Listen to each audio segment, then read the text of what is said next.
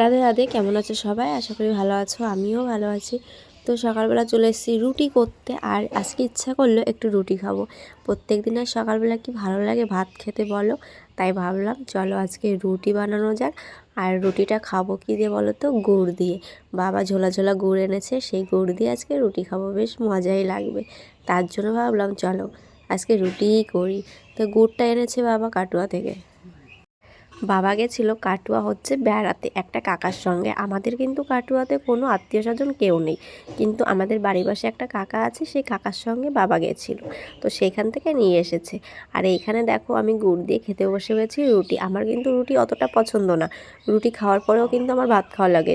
রুটি লুচি এইসব খাওয়ার পরে আমার ভাত খাওয়া লাগবেই লাগবে, কারণ আমি এইসব খেয়ে আমি থাকতে পারি না, আমার ভাতই বেস্ট।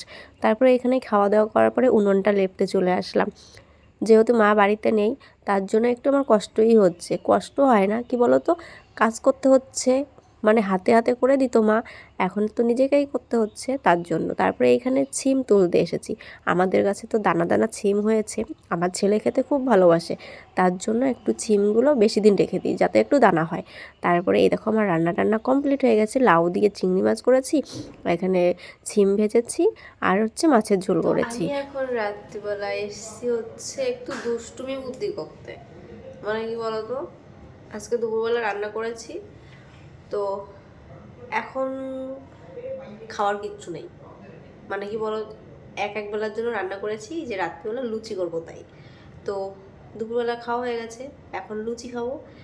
তাই এখন এই যে ময়দা ছানতে চলে এসেছি। দেখো ময়দা ছানতে চলে এসেছি, এর মধ্যে চিনি দিয়েছি, লবণ দিয়েছি, তেল দিয়েছি, তাই এখন ভালো করে মেখে নিচ্ছি।